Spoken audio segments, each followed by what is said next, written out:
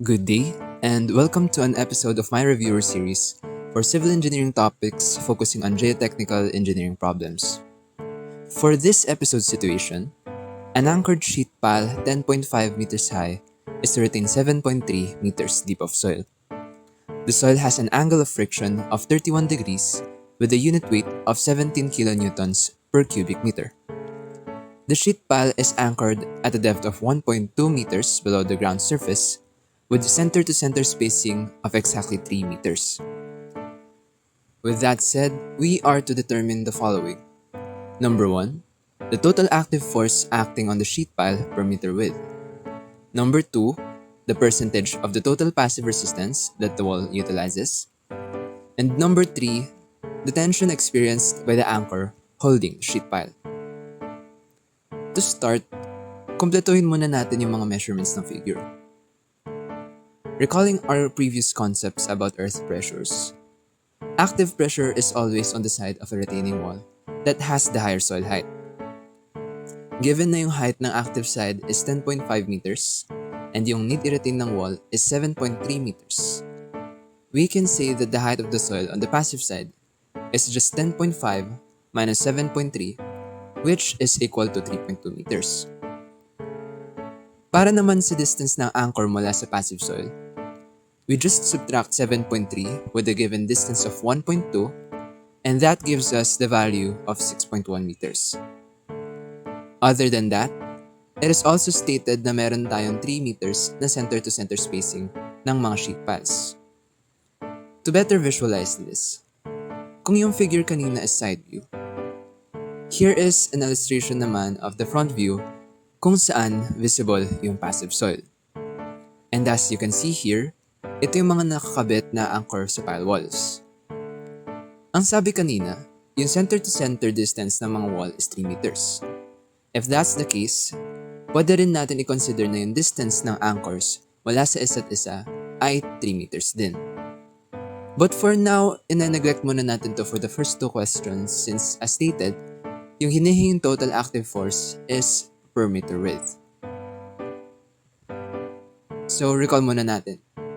Base sa Rankine's theory of active and passive pressure, need natin gamitan ng mga coefficient values ang soil pressure na ina-exert sa mga ganitong case scenarios. For our active pressure, ito yung gagamitin natin formula. 1 minus sine theta over 1 plus sine theta, wherein yung theta natin is yung angle of friction. For our passive pressure naman, ang formula na gagamitin natin is just the reciprocal of our active pressure coefficient.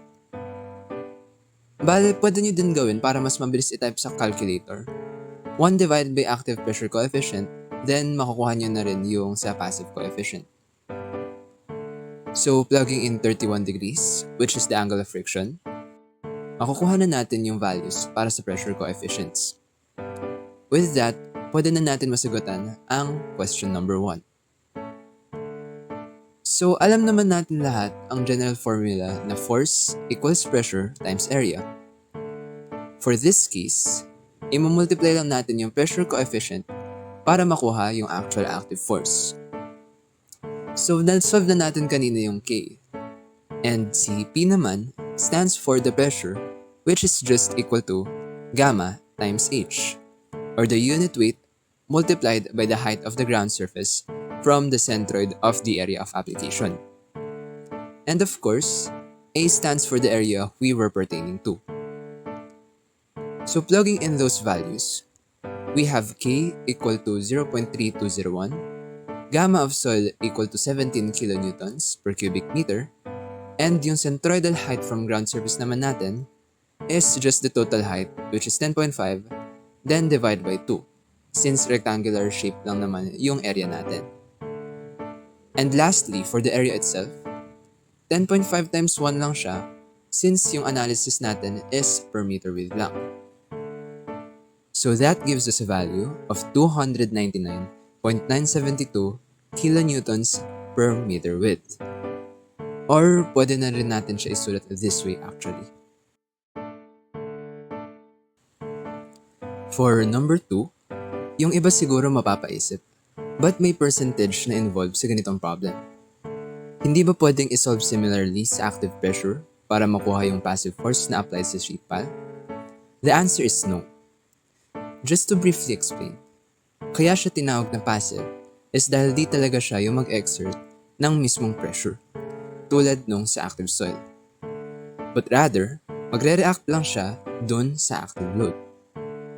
So kung ano man yung resistance na kayang i-provide ni passive soil, di yun lahat may utilize unless tataasan mo pa ng sobra yung soil height ng active to the point na allowable pa siya ni passive soil. Siguro soon gawan ko ng discussion in a separate video to further explain this concept, pero right now, yun na muna siguro yung general idea. Moving on, ito yung formula para ma-solve yung percentage. Since need natin pareho yung actual passive force na experience ng sheet pile and yung passive force na kayang i-exert ng given soil, unahin muna natin yung kayang i-exert since similar lang siya sa kanina na mag-input lang tayo ng values. So same formula na iba lang ng coefficient and yung height natin is 3.2. And for simplicity, 1 meter width lang muna yung ko-consider natin for analysis. Plugging in yung mga nakuha natin, we would then arrive at a value of 271.916 kilonewtons per meter.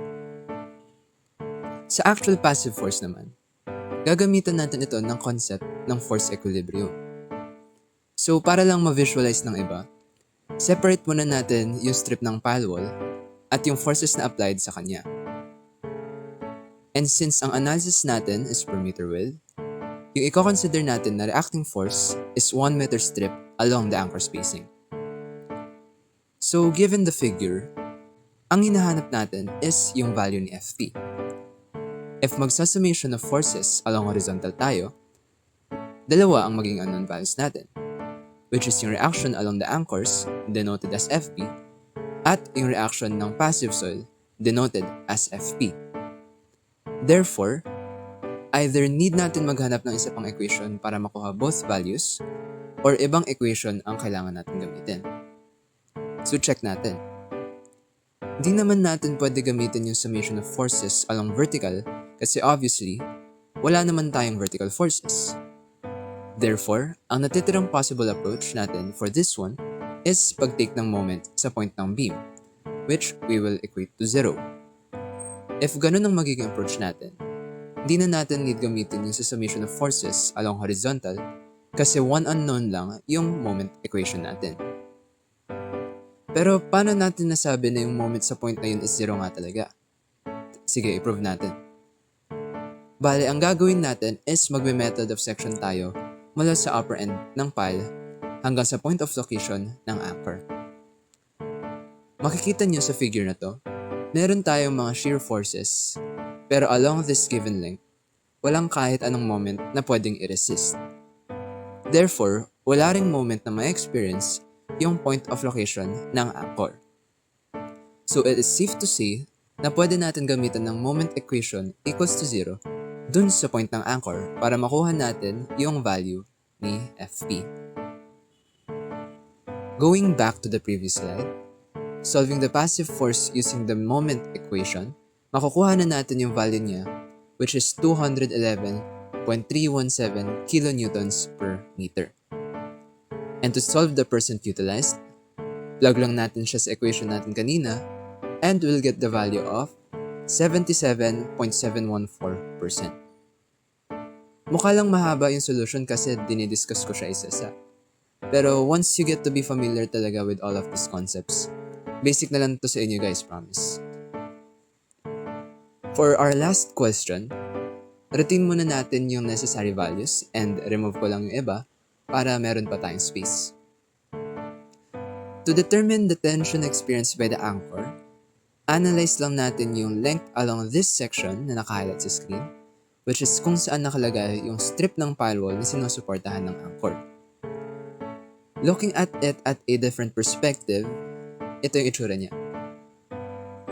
Again, yung length na ina-analyze natin for this figure is yung strip lang mismo.